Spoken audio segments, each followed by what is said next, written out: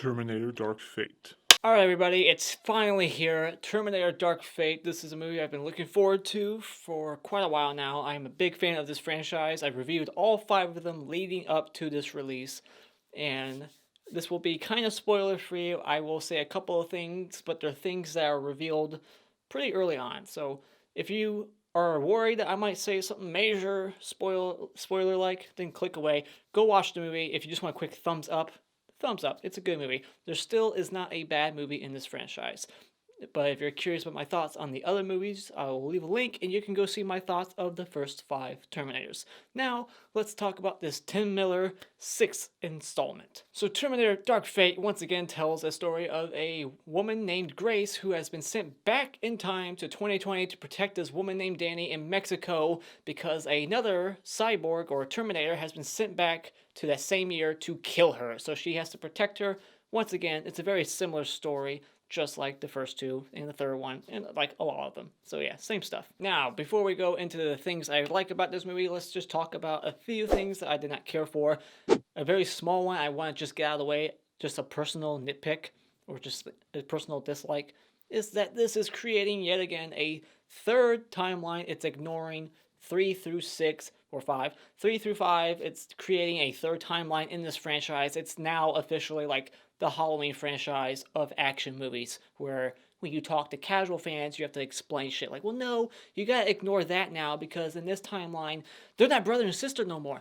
It's just like that again. So it's just annoying because it's like, okay, we ignored shit in part 5, now we're ignoring shit in part 6, so now there's like a third timeline where it's like, no, this is the sequel to part 2, not part 5. I will say that the second act was my least favorite part of the movie. The pace is a little uneven. There's not a whole lot of action there. It kind of slows down. It explains things. Just a little bit of character development, or just like some emotional scenes from the main girl who's lost loved ones, kind of beating the same drum from that we've seen before, all the same things having to be re-explained, and it's just, as someone who already knows what's going on, it's just kind of boringish in the middle. And once again, this is like a cat and mouse game, and it really starts to wear thin by the end of it to where I'm just screaming, somebody please die or win this battle already. And I will say, without spoiling anything, is that the ending is not really satisfying.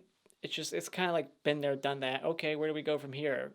Do the same shit again? How many Terminators are they going to send back in time? Just destroy the time machine and maybe this shit will be over. The last thing I didn't care for is the political commentary, the social commentary, all that stuff. This is the only one that really like feels heavy-handed and kind of like forced. They could have rewritten it in a way where it didn't even need to be necessary. It feels very purposely written in here to like say a statement, and I don't go to these movies to listen to that. Now, as for my mixed thoughts, this might be a little spoiler-like, although it might be in a trailer. Who knows? I avoided the trailer, so I won't know what's in it. So if this is spoiling something, who knows? The T-800 or 101, Model 101, he's evolving now. He has somewhat of a conscience. He can feel things, and if you've listened to my other reviews, I don't care for that. But it's a mixed thought on this review because they actually use that to serve a purpose to the story. It's how they explain how Sarah Connor can possibly be involved with these people. It's how they connect these characters to these new characters, how Sarah Connor is able to be with Grace and Dani. But it just doesn't really make sense to me. Like, how can a Terminator that's only programmed to kill start to feel kind of sorry for things that he's done in the past? That to me, it just doesn't really make sense. But so that's why it's a mixed thought. And my final mixed thought is that the climax, it's fun, but it doesn't stand out. It's not really all that original. It's just kind of a retread of part 2, and it kind of just feels like it's following the same footsteps as the end of Judgment Day. So fun, but really anything like new or creative here. It's just kind of like, all right, we're doing this again. I guess there's really not that many avenues you can go down with this story. Like, somebody's gonna die, or they're gonna defeat it, or they're not gonna defeat it. How many avenues can you go down? But it just felt kind of like a retread of part 2 to me. Now on to the things I like. Now these will probably have some spoiler-like stuff, so yeah, click away. You have been warned. I love that this movie opens up with the Sarah Connor tape from part 2 where she's telling them that they're all gonna die. Judgment Day is coming. I love that open, and the CGI, the aging effect that they do on Linda Hamilton and Edward Furlong. He's in this movie for like 20 seconds, like on screen, no dialogue at all, but just the de-aging effects, like it looks like 30-year-old Linda Hamilton, it looks like 12-year-old John Connor, Edward Furlong. It's amazing. And I love that this movie had the balls to kill John Connor at 12 years, like a 13-year-old version of him. Like he's just the Edward Furlong that we know from part 2 gets killed in the first minute of the movie. So yeah, spoiler, but it's so quick. It's revealed in the very first like 2 minutes of the film. So I'm not spoiling any like third act shit. So yeah, the fact that they had the balls to kill John Connor, the guy that we've been following throughout this whole franchise, the one who's like the savior of this timeline that now is no longer even a thing, they succeed. They actually succeed. I like that too. Like they don't even though they're retconning like 3 through 5, they're like that doesn't exist no more. They don't ignore or retcon the success that they had. Like they succeeded in part 2. They stopped Judgment Day, and they stopped Skynet, but that created this new timeline where another company is gonna create a different type of Skynet, and it's going to cause a Judgment Day 20 years later or 30 years later. They don't retcon the success of part 2, so they technically did succeed. It's just shit happens. Mankind inevitably does destroy itself. But yeah, I thought it was a very ballsy move. Just kill John Connor so that we can focus on these new characters, this new augmented girl. That's how she phrases it. She's like a cyborg, but she says she's augmented. And this new character, Dani. So yeah, let's not do the whole John Connor thing again. Let's try to create a different path with different characters. Let's do something different. And I like that. I like a movie that tries to, stand out from the bunch. But unfortunately, like I said before, like by the end of the movie, it just feels like you just watched part 2 kind of all over again. I like that there's a big variety of action in the first act and third act. There's car chase sequences, there's helicopter sequences, there's underwater sequences, there's airplane sequences, there's just riots and all kinds of stuff. So I like that. I like that there's a variety. The car chase sequence isn't as good as Terminator 3. I love that car chase sequence, all the destruction and mayhem.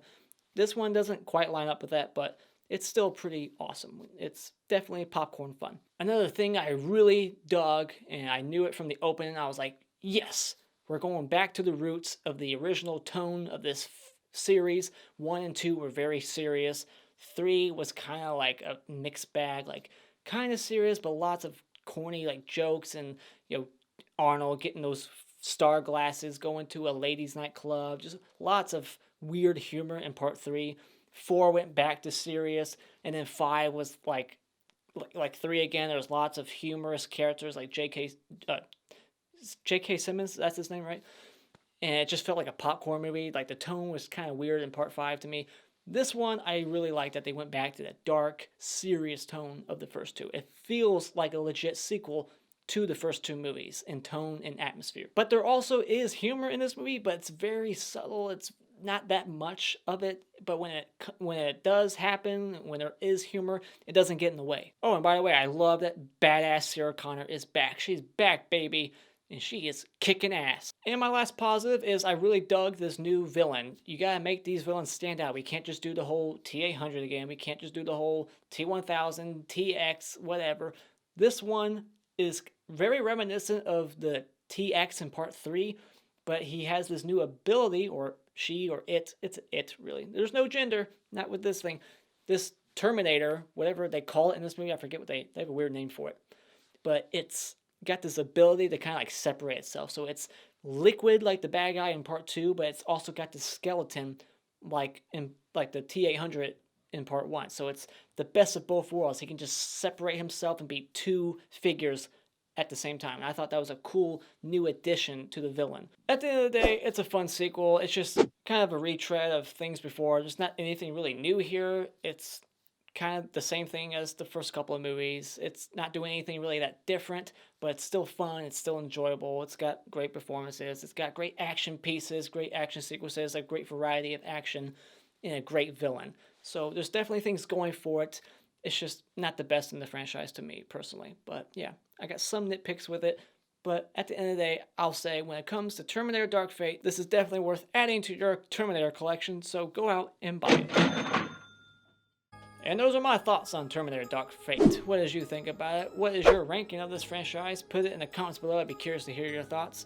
Thank you so much for joining me tonight. If you like what you've seen here, you can hit this like button and you can become a subscriber today just by clicking on my cartoon face in about 5 seconds. And until next time, auf Wiedersehen.